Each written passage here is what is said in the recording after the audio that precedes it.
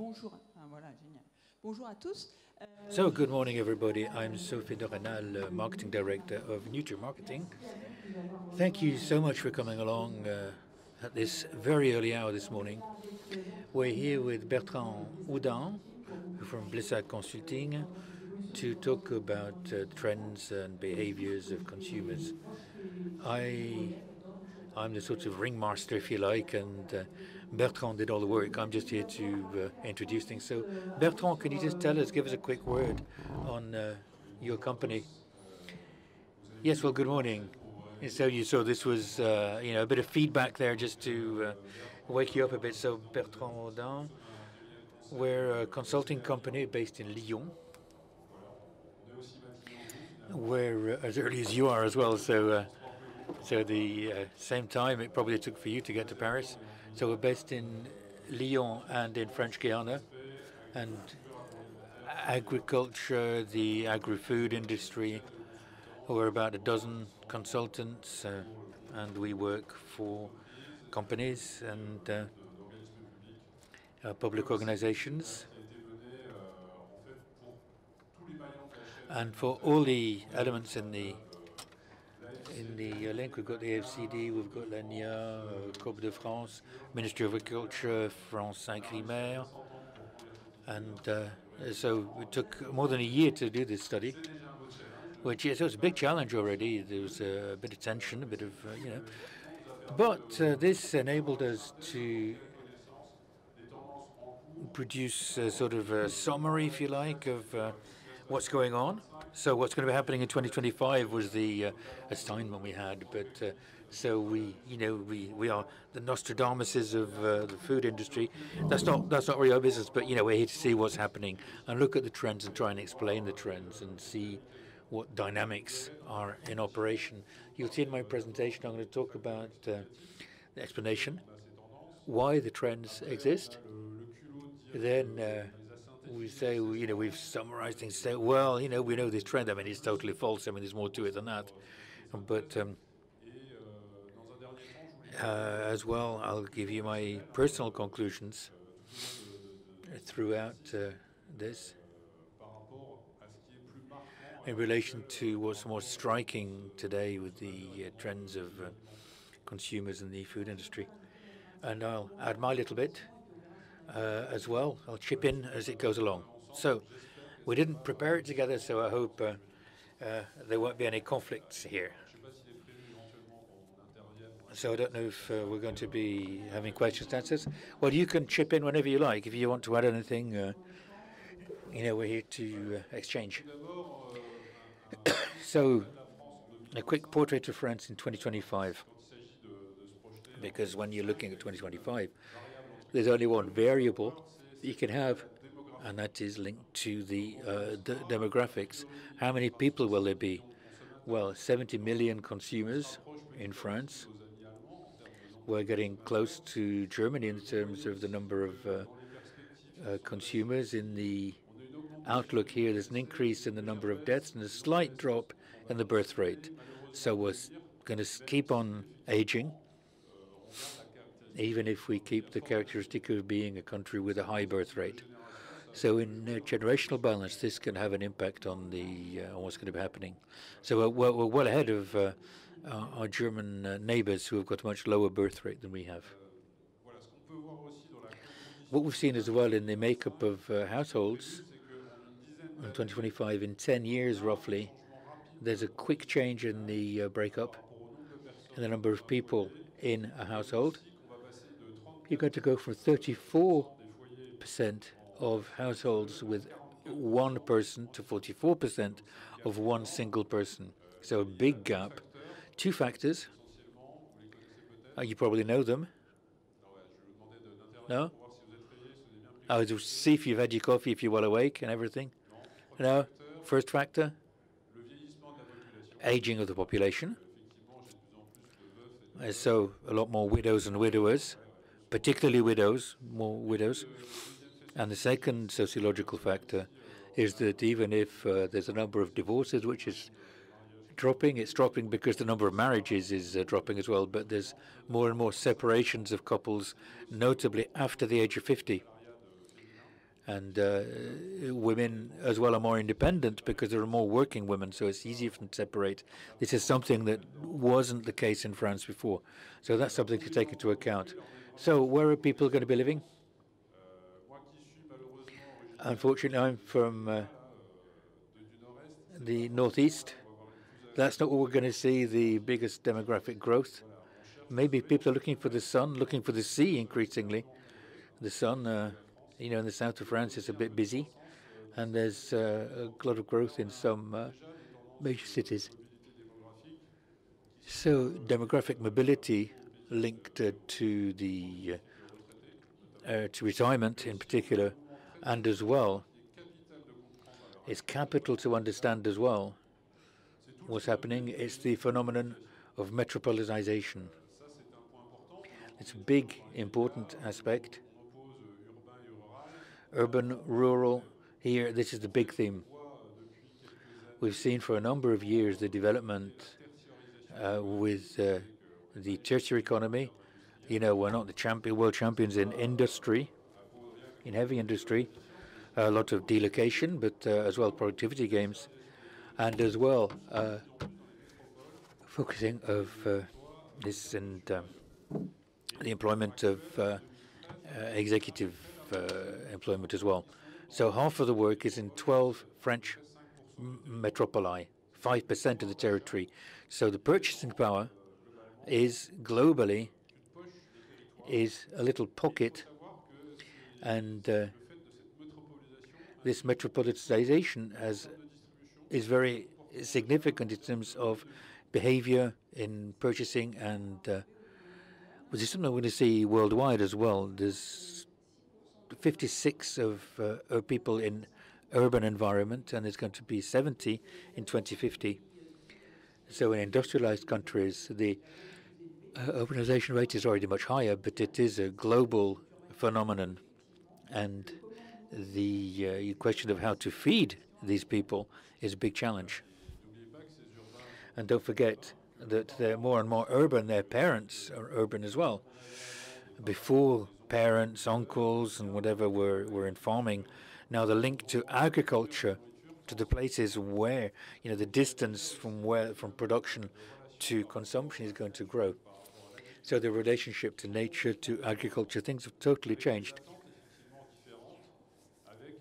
Different expectations, the question of, a bucolic idea of agriculture. People are talking about transformation now and things like this. Industry is banned from this.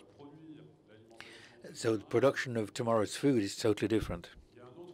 There's another point as well in terms of living style. If you're from Paris, you probably suffer this every day. Overall, when you're in a metropolitan area, there's a growth as well of urban spread. So the peri-urban areas are spreading, and of course transport time is increasing. Increasing transport time, this means that my time for food, for shopping or for cooking is of course going to be cut. So this means that there's movement towards outside catering and snacking, takeaways, things like this. And of course the drive movement as well. People want the drive-in movement. It's very easy with digital, and so I want to spend less time shopping, even though the number of purchases is increasing. Now the influence this will have is we've got 3 meals a day in France. It's 80–95% of the energy that we ingest, but this is beginning to erode, and with the younger generations as well. And we are seeing, particularly for breakfast, is pushed back in time in the morning, maybe during transport or when people get to their office or during a break at around 10 in the morning. So the breakfast solutions are going to change from a bowl of cereal and milk or coffee and bread or whatever, because things are much more practical, got to be more practical now. I'm insisting a lot on this metropolitization. Another point is when we did the study on the evolution, on the changes, we looked at pioneer zones worldwide. So the US, the UK, are mentioned, in Asia now as well, increasingly. But in France, people talked about Paris as being a pioneer. But the metropolitan areas are places which are much more open to the world and more open to changes in trends. So they're accelerators of trends in behaviors. So we're going to be they're going to innovate and look at what's going elsewhere. And the final point, then I'll stop this on the metropolitanization. When you've got these concentrations, urban concentrations, you know that at the beginning, I'm not going to, it's not pejorative, but we are of, a country of farmers, and there was a low density of population. 50% of the population now is going to see a real concentration of purchasing power. So there are economic models which can emerge much easier. Two examples. The first is home deliveries. Again, a big problem for distributors, but it's easier when you've got a population density population, and as well specialized distribution. The fact that in places like this you've got a dozen areas where you can set up pretty easily. You can have specific shops because you've got critical mass of consumers to come to your shops and to consolidate your business model. So this means there's going to be a movement away from the hyper-dominant model with the housewife who goes shopping or whatever. This, stereotypes are being blown away now. And the graph is a bit difficult to understand. It simply shows that the more rural I am, the more my employment will be fragile tomorrow. So the phenomenon will be speeding up. There's two sectors only which are exceptions. The first is personal services, which is going to be developed particularly for home care, things like this, and the food production, agricultural production. You mustn't forget that. Another point, thanks to the increase of purchasing power, the Hegel coefficient, the share of my budget going to food is going to drop and then flatten out at around 17–18%. And since the crisis, there's been stagnation of purchasing power. Now we see a slight increase in the budget given over to food. So big question mark, but maybe there's a picking up with consumers who are afraid when they're going to be eating something, but maybe spend a little bit more to be reassured. We'll see that later on. And linked perhaps as well to the progress of people eating out of their home, drop in raw materials, raw products, and this has an impact on the purchasing power. So we're going to ask the question as well, Top Chef or not Top Chef, do people cook more raw products because there's a renewal of interesting cookery because of a lot of cookery programs? Consumers are going to reappropriate what they're eating, or is there an increase of meal solutions? The answer is very clear for us. So 17–18%, just under 20% of budget in France for food. In the US is 10%. 10%. So you can see the difference. If you think people in France aren't spending enough on food, we're one of the countries where it really counts. Yes, no joke. I mean, food is no joke. It's part of our culture, and eating well is part of our genetic makeup, if you like. And in terms of comparison, it's roughly the same as in the US and France. In France, I think we're 10 euros per person per day, all spending, drinks, eating out and everything. In the US, I think it's $10 per person per day as well. So it's roughly the same level of spending, even if it's not the same purchasing power, it's not the same proportion. What's interesting as well is the generational effect. with Credoc. We worked with the Credoc. They're very, very keen on these generational effects. When you project the market share with the different generations, it's the weird graph here. I'll try and help you to understand it. I'll try and explain it to you. Globally, the green line, this is market share of each generation in the global French food budget. So 45 to 54-year-olds, 35-44, and 55 to 64.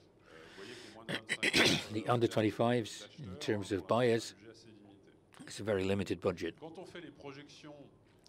Now, when we do forecasts with growth rates of 1 to 2%,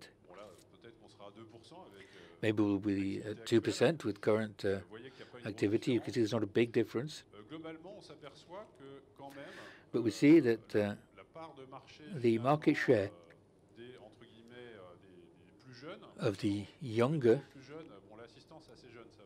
so it's fine here because it's a young audience. I'm going to say I can say nasty things about the old people, but no, but it's going to drop for the under 45s, but for the more than 65, the over 65s, more than 30% of spending. So that's interesting to see because these people who are consuming, in terms of the budget, a bigger part of their budget, these are people who consume less in terms of quantity. The older I get, the less I consume in terms of quantity. So that's an impact already. There's another impact. Behavior, even if it's changing quite quickly, there's a little more inertia than our younger generations here, who unfortunately are going to see their purchasing power dropping in relation to the previous generation.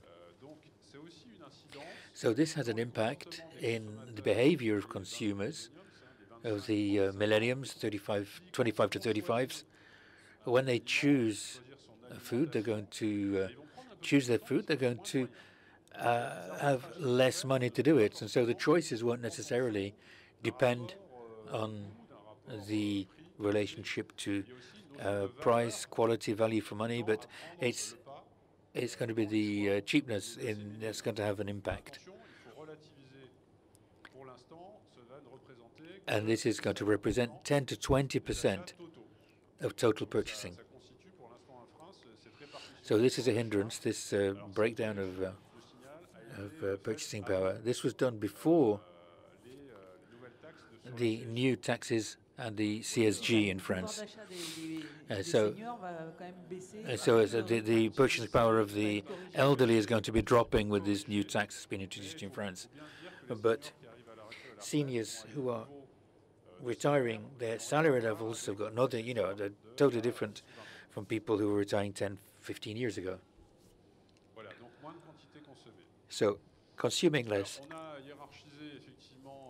Hierarchy and a group of the different trends, 16 trends. I'll talk about these.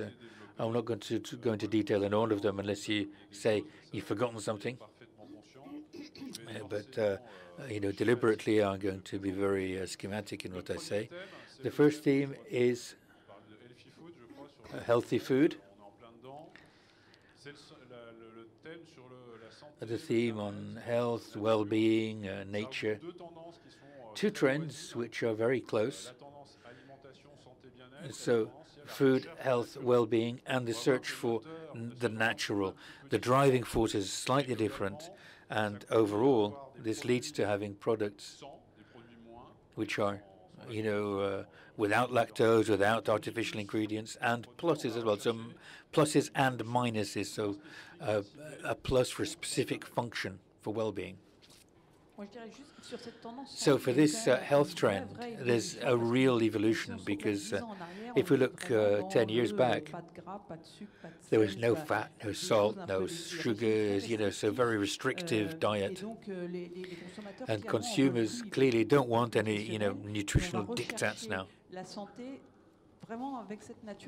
People are looking for health with superfoods. So for instance, 10, 15 years ago, coconut, almonds, cashew nuts, these are things that had to be avoided, but now these are the big trends, you know, avocado, coconut, which are fattier, if you like, if you look at it from that point of view, but they're denser in nutriments. So consumers aren't just on the macronutrients, they're looking, not just looking at calories now.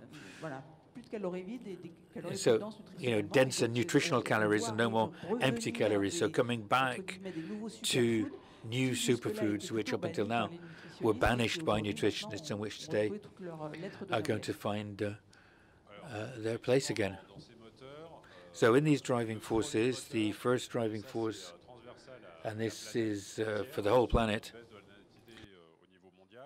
there's a drop in birth rate, is the aging of the population. So for consumers, implicitly there's the idea of staying young as long as possible. And ladies and gentlemen, this begins at 25. At 25, I'm starting to think about staying in good health as long as possible. So fighting against the consequences of aging is important because it's linked with the increase of chronic diseases and illnesses currently, questions of diabetes, questions of heart disease, these chronic illnesses linked to former eating habits. This has an impact on consumers, and of course, there's a question of lifestyle.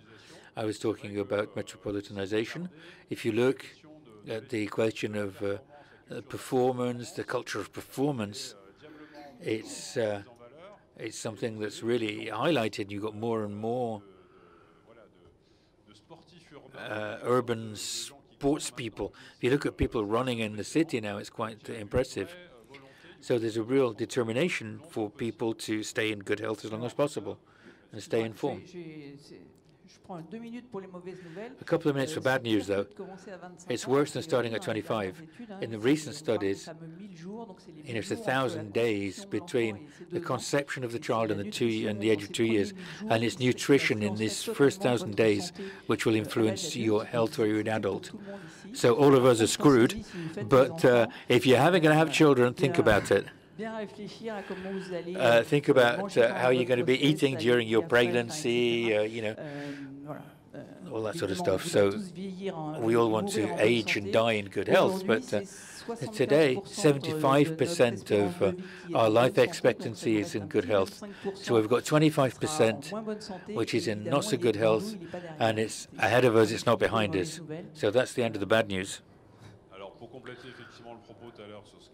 So to complete what Sophie said, in the products without, so of course the allergens, the first cause of allergens is egg white, thank you.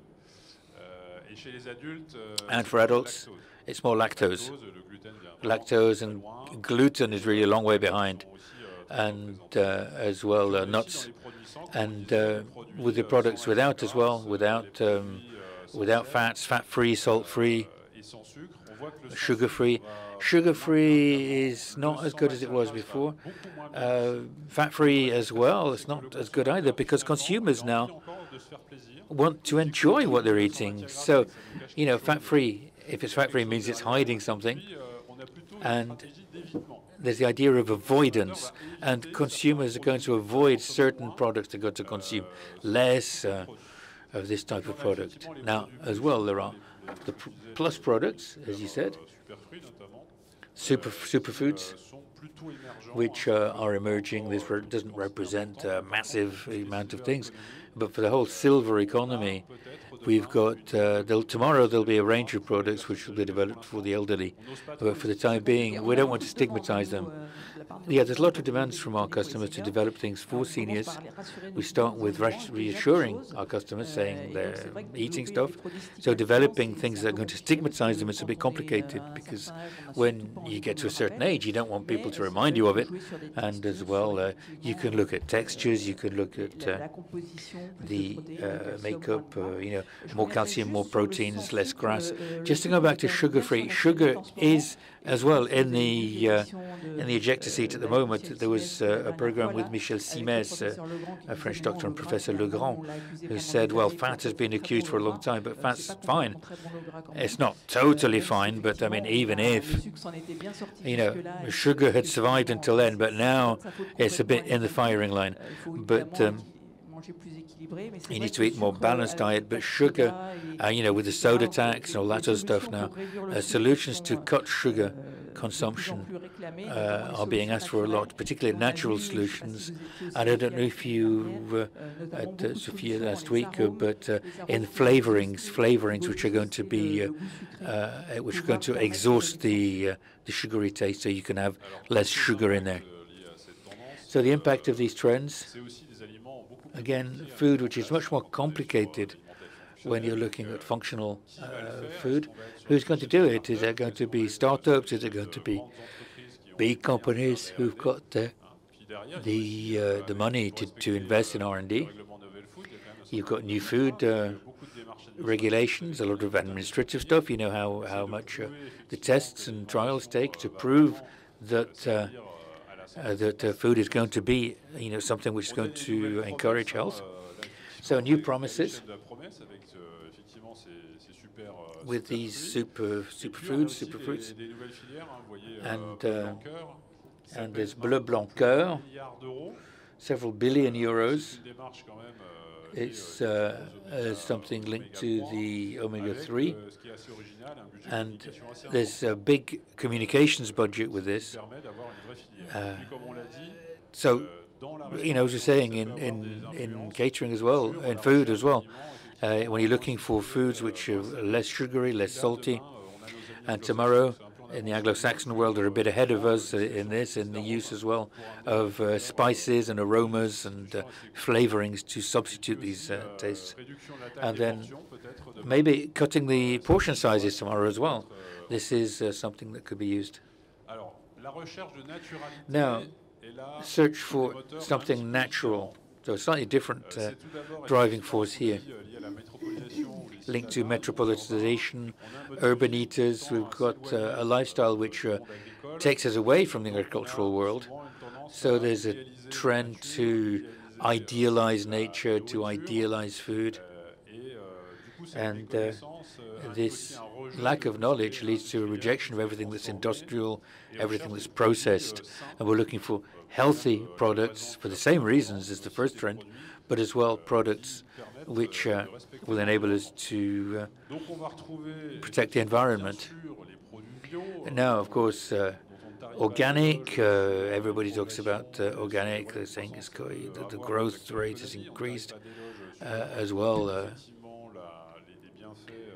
The importance for the planet, but as well, your first reflex when you're buying organic is it's good for you.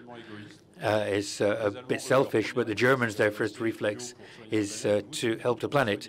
It's for you, so that you don't get problems from residues. The Americans is to avoid GM products.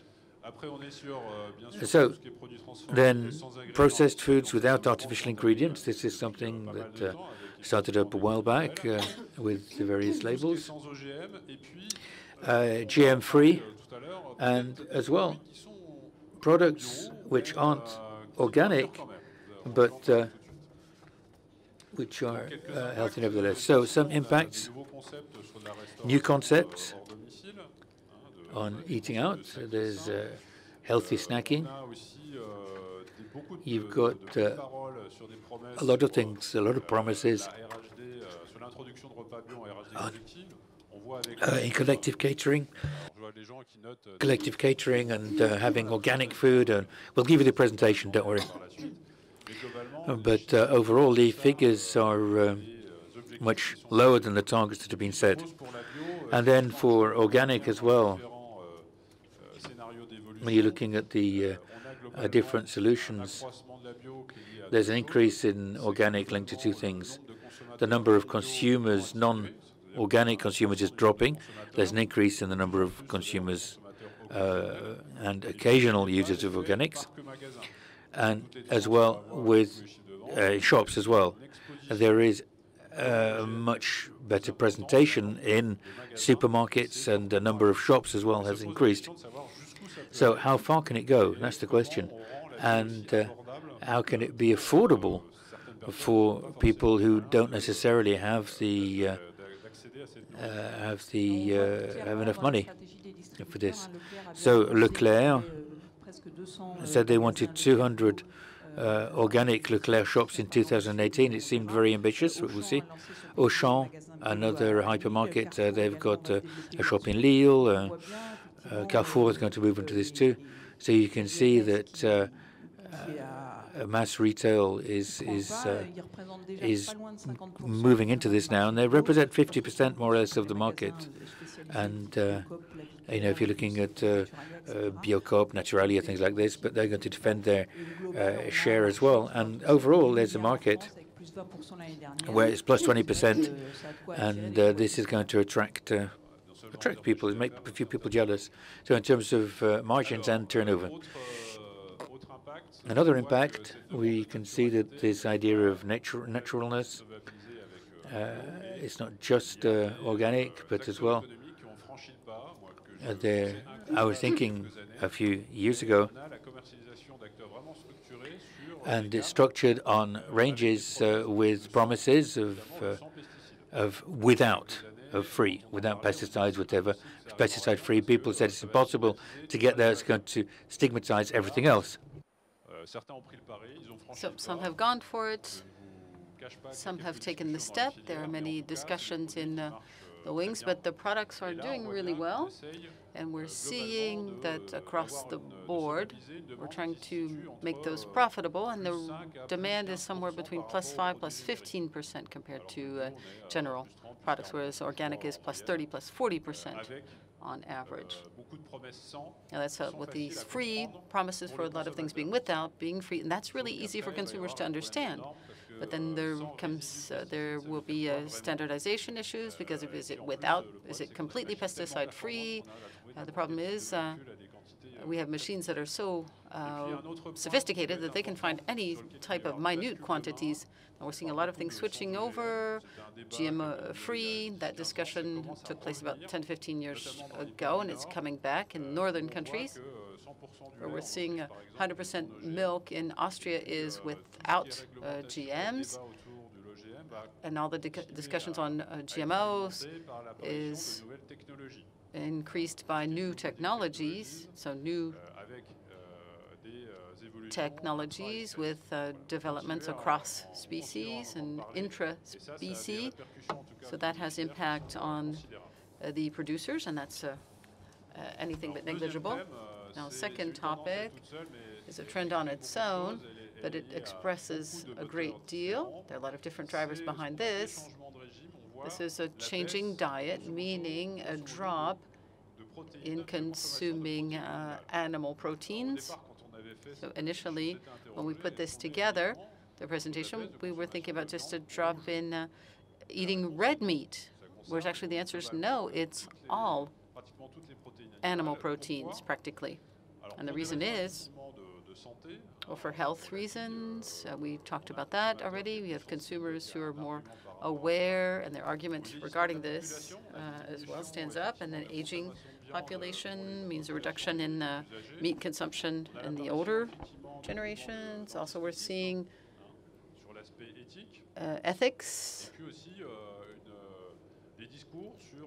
and also issues regarding environment, the farming, and impact on the environment, greenhouse gas effects, and a lot of things you're not expecting, such as, say, fish, where every time you see a news report on panga fish or tilapia and how those are raised, this impacts people. So fish is also something that isn't really nice to eat in some consumers' minds. Also something important here before, and I'll come back to the slide, but overall, we're eating less and less raw products, as you can see here on the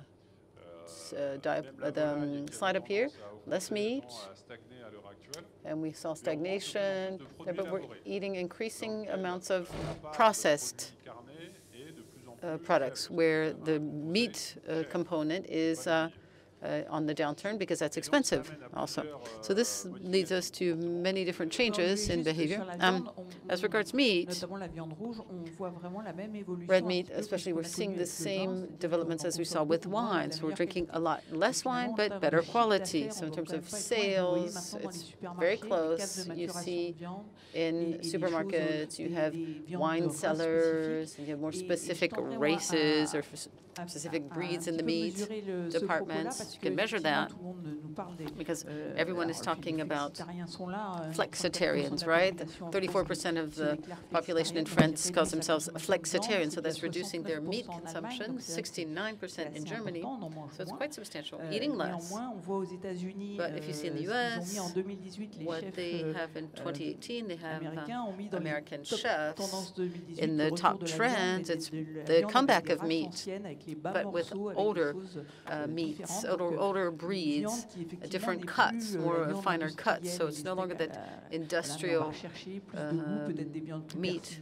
People want maybe more different flavors, maybe from Argentina or Japan. So, keeping all that in perspective, we do talk about the reduction of animal proteins and meat substitutes, and all of the producers, Herta, Fleury Michon, Marie, that are working in vegetable. But the substitute is $5 billion. Meat substitute, $5 billion. Organic in France is 7 to 8 billion, so different scales at this stage anyway. Right now, as regards consumer behavior, we talked about the flexitarian from 25 to 34%. So this is strategy. Maybe a few years back it was budget-based or economic reasons, but choices made because meat is expensive. So we had a huge upswing of ham, replacing some beef. But not only, there's some choices that are made and strategies to reduce the number of times one eats meat across the week. So flexitarianism is a very important trend. Now, zero animal protein. You have vegetarians that represent 1 to 3%, vegans, less than 1%. It's hard to get the figures there for those actually. But these are trends that are on the upswing. They may be marginal, but they are incredibly mediatized, covered by the media. So it's really difficult to give you the figures, but we're also seeing more substitutes of vegetable proteins on the upswing. And when you talk about insects or biotech foodstuffs, this is 10 to 15 years from now. Insects are looking maybe about incorporation to replace meat proteins. In European standards, it's prohibited to sell or whole insects. Now, biotech, you have Kahn Enterprises, and they make some wonderful microprotein products, but it's quite marginal.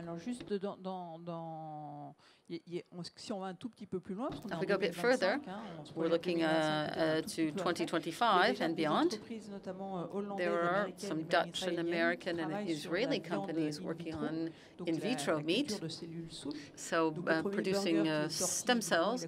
So the first burger came out, it cost 250,000 euros, but the Dutch company says in 3 years' time they can be ready to produce this industrially. So maybe 10 years from now, maybe 2025, we'll be eating steak from in vitro stem cell productions. And they could even get a vegetarian logo because it's not really animal. It's animal, but it doesn't really come from an animal, right?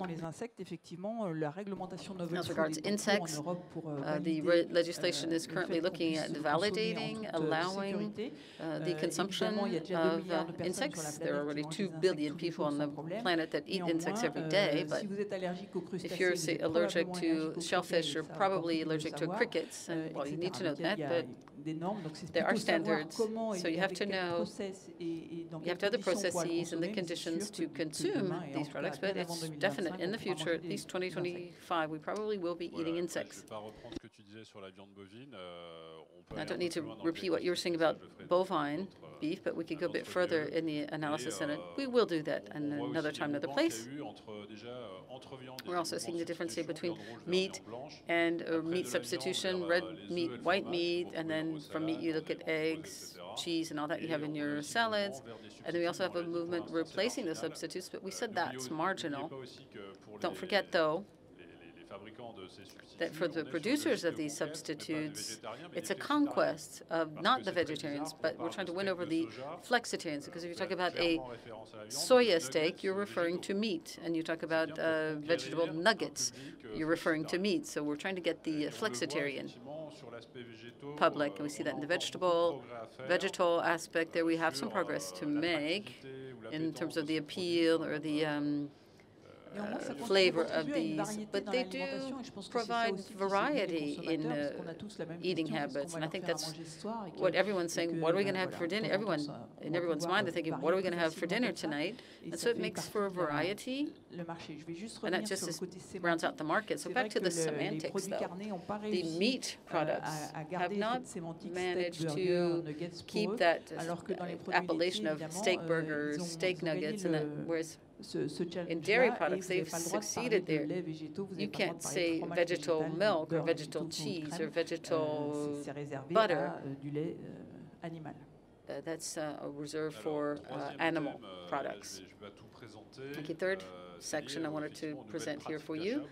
This is new purchasing practices, purchasing habits. You saw the three main topics were health-based. Now here, you've heard of this every day. You're hearing about this every day, and this is the main disruptive factor that we'll be seeing in people's behaviors and also in production.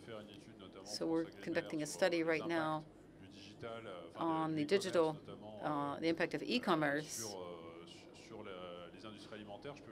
in the food industries, and there are a lot of things in the works.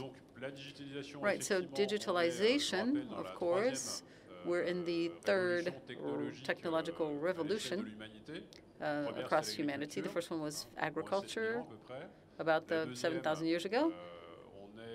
Second was, it's about 1600 to 1700, and that's the Industrial Revolution. That was first of all agricultural, and then rolled out to the industry. And thirdly is 1945, 1946, the beginning of digital. So that's the trajectory, and we're looking at very substantial movements in economies, and this can go very far. Now, currently, I think we have over 70% of people have smartphones. I think maybe 25%, though, only know how to use a QR code. So not everyone knows how to use the tools, but we're seeing a lot of development of the n-commerce. I'm a nomad. I can use a platform to order something, and that's my cell phone. So reduction of time spent in food.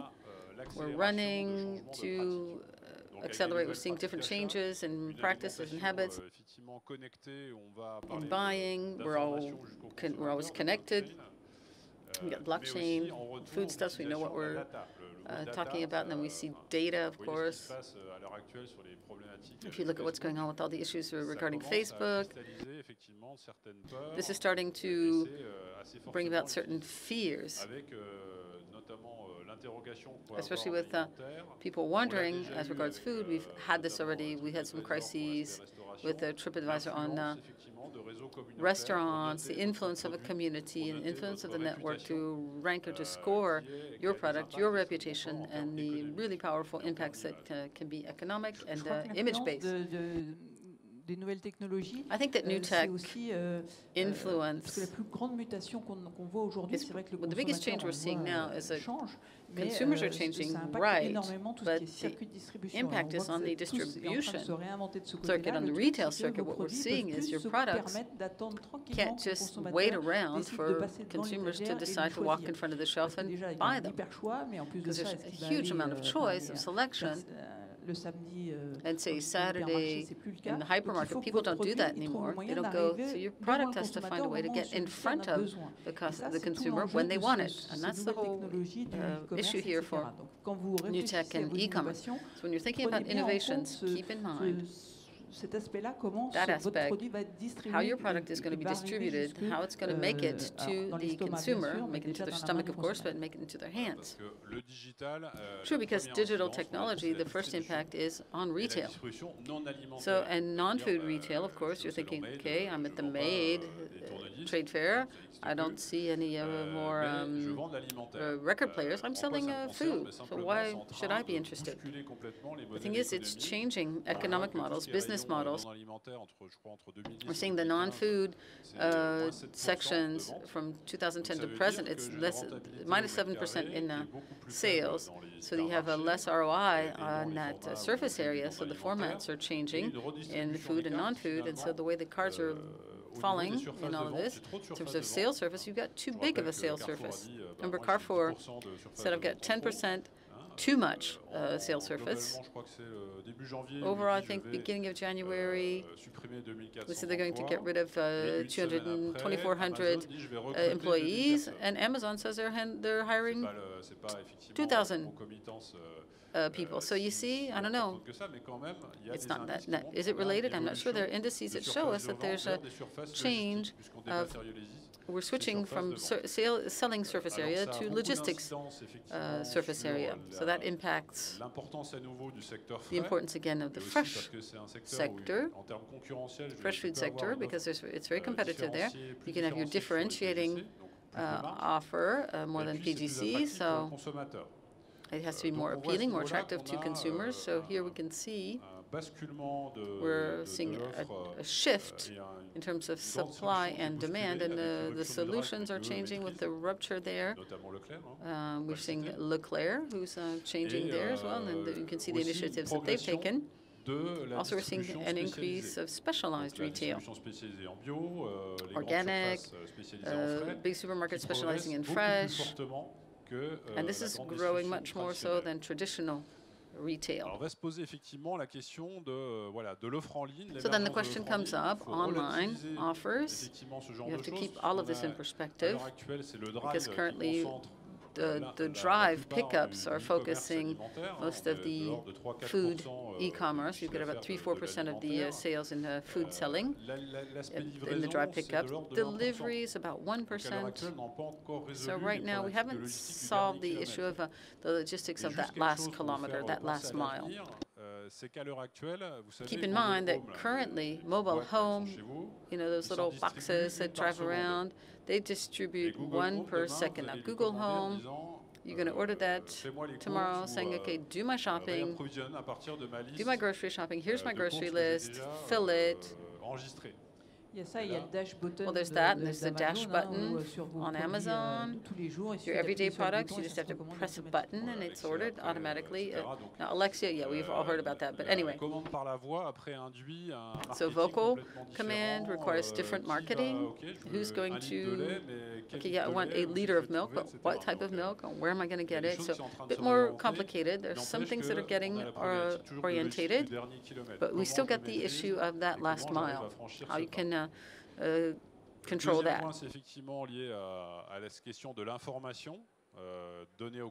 Now we have information.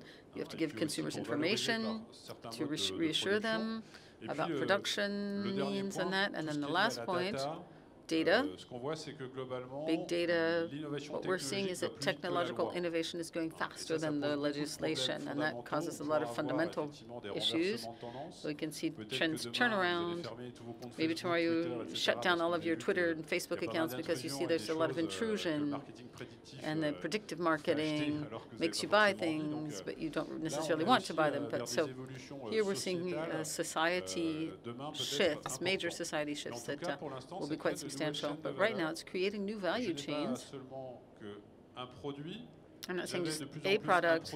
So you had now you were selling. Before you were just selling a product. Now you're selling a product, a service, and information, and that's the data driving all of that. So very quickly over this, because you said this earlier. I took your son, I took a picture of your son, is that right? Eating sandwich? No, but these are new opportunities to consume. We are changing where we eat. We're eating more and more in our offices, on the street, on the sidewalk. So it's being fractioned. Meals are being simplified. It's a bit dramatic if you think about me, somebody like me and my family, and where we sit down and we like to eat, but we're losing that. In the past, you had starter, main course, dessert. You're not having that anymore. And now you go to a restaurant, it's starter, main course, dessert, or main course and dessert. And now we're going to be even carrying our dessert away with us. So you have 45% of the consumers out there who take snacking products to replace a meal. Now that's across the world. That's the worldwide data. So we have to come up with solutions. People don't sit down to eat. They eat something that is going to be simplified. And, then the increase in eating outside the home. Here you can see commercial, there are the fewest components there in lunch, and that's what we're seeing most of all. We're seeing a huge upswing in takeaway or carry-out. Also in restaurants, outside of food, snacking. There was a paper out today on the jambon beurre sandwich, the old French ham and butter sandwich. We're seeing what's increasing, that's what's growing the most, 20% per annum. So we look at the meal solution. I'm not saying product solution, I'm saying meal solution. That is in line with the food industry. We're seeing that restaurant profiles are changing. We're increasingly seeing people going into restaurants with high degrees, high diplomas, moving into doing some really innovative things, but the concepts are ephemeral. And also you're seeing the cross-consumption phenomenon where you may go to places and eat, and they're not restaurants, they're not habitual eating places. Like in butcher shops, you can eat on-site, fish mongers, you can eat on-site, so that's a sort of cross-consumption experiment where people want to try different things. Another point, you have the strategic consumer. I'm a consumer, have to make choices since the economic crisis, and the choices are a bit different now. They're budget-based, they're time-based. And you're looking for promotions. That's never been so powerful.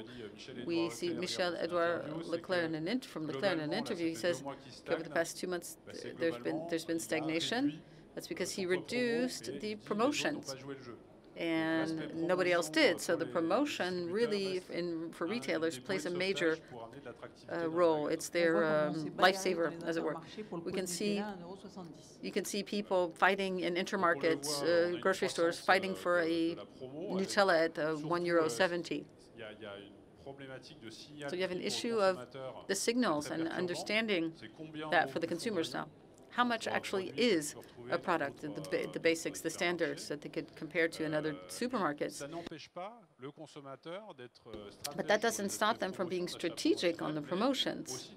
But also they'll buy the high end of the segment, buy premium products, and the difficulty then is for the mid-range products. So I think we're here at the MADE trade fair. There are a lot of store brands, but you were seeing a shrinking of the gap between the store brand and the actual brand. So that explains a bit of an erosion of the store brand market share. So particular eating habits and communities, not just religious communities. We said we've got vegan communities, we've got sort of behavioral communities, and it's demographic related. You have certain types of consumers, certain types of communities that talk, dialogue, come together, share things. So very particular types of consumption, niches, where people want something different. You can offer something different and make a higher margin. We also have high demand from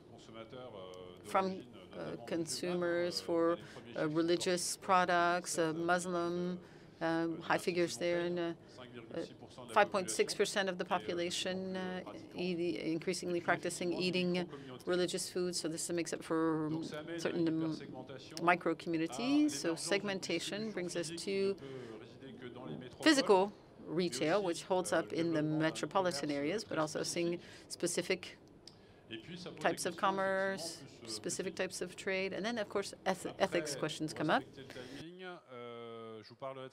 Now, to stick with my time allotted, I'll speak very briefly about three trends related to globalization, or actually anti-globalization.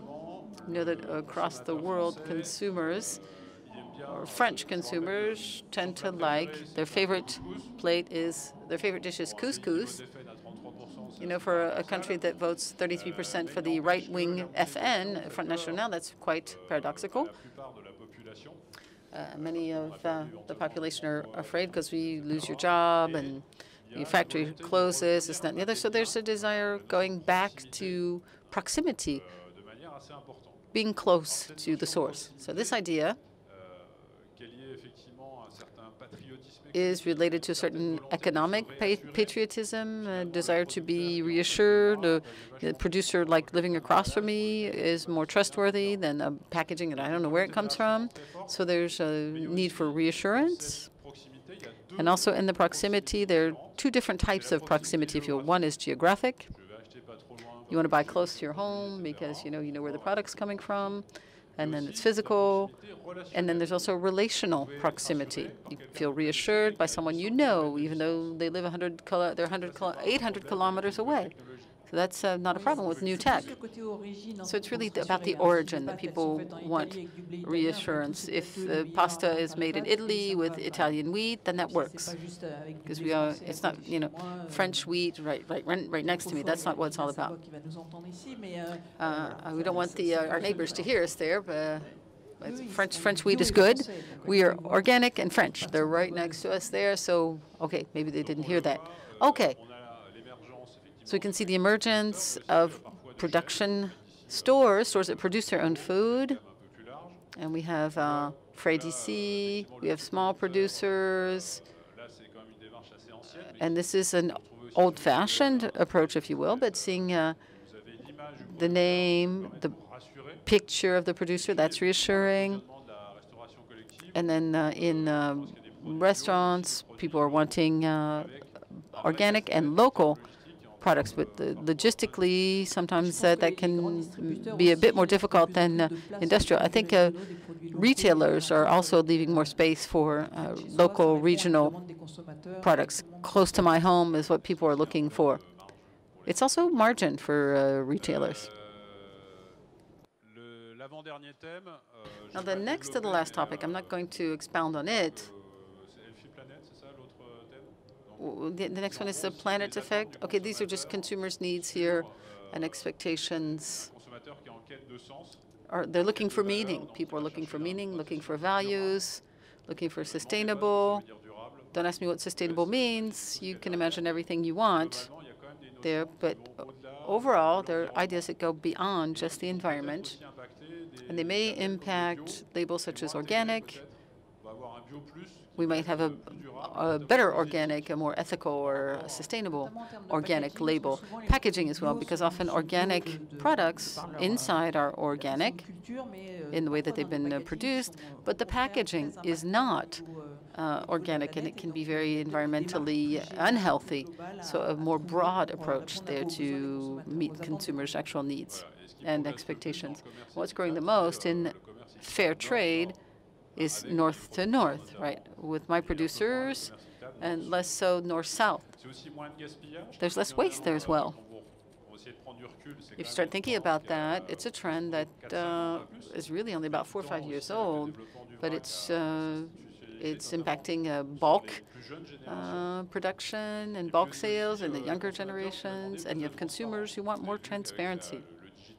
You see, with digital technology, you have access to so much information. Why can't I have that on my food? So that's And each food scandal, of course, requires increasing amounts of transparency. And then lastly, last question here for the fans of Channel 6 is Top Chef. So question is, Top Chef or not Top Chef? Well, overall, are we going to be eating increased processed products or not? I had a friend who said increasingly we're going to be eating raw products, we're using raw materials, really basic products. Here's a trend. This is really long-term on the slide here. Let me try and explain this to you. So everything on the bottom here are raw products. You can see in constant euros, it stagnates, even drops slightly. Here you have prepared dishes stagnating, ready to eat, ready to put in the oven.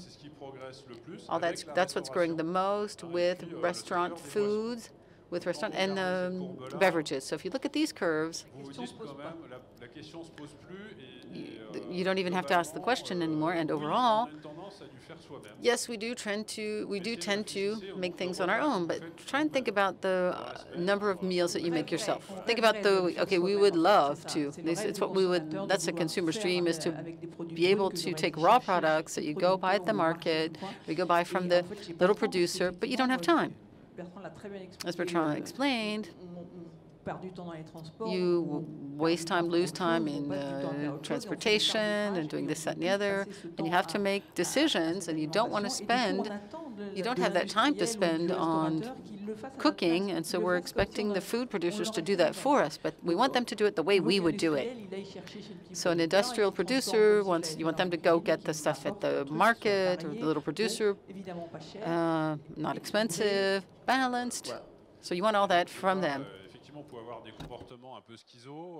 So you might have a bit of a schizophrenic behavior during the week. You consume ready-to-eat products, but the weekend you might make your own meal once or twice. You enjoy it, you have a great time, but it's just maybe 1 or 2 meals a week. Now, younger generations, it's different for their budget reasons, but there's more cooking on their own, but it's really budget-related. And that's just certain types of consumers as well, because you have an issue of a loss of know-how from generation to generation. Also, the problem of means or resources to knowing how to cook. So we have to conclude. Now, just lastly, doing it yourself isn't just an economic constraint. It's also to guarantee that your product is good, ready to eat, is on the upswing. And if you look at the fruits and vegetables, we have more packaged products, and we're increasingly going from product solutions to meal solutions. So that might be the future, the whole meal being ready. Okay, in conclusion, because I have to conclude. So some ruptures here, some breakthroughs. We have home restaurants, nomad consuming. You have to look at what you can do tomorrow. What is your core business? If you have industrial constraints, it's going to be digital. You have to identify the opportunities, but there will be costs. Now you have to think, is it your job to do this or not your job to do this? So there's some really fundamental questions you need to be asking with trends that can be innovation sources, but being different is a message that stands out there, and that also meets consumers' needs. Thank you very much for listening. On n'a pas le temps pour 1 ou 2 questions si vous avez. I guess we don't have time. Maybe 1 or 2 quick questions because we have to hand over. C'est bon pour vous? Alors, je pense que les présentations, elles seront en ligne sur le. Our presentations, I think, are going to be online on the MADE website. Otherwise, if you're interested, you want the presentation, I'll give you my card, and you can ask us. You can request the presentation, and we'll be happy to send it to you. Thank you.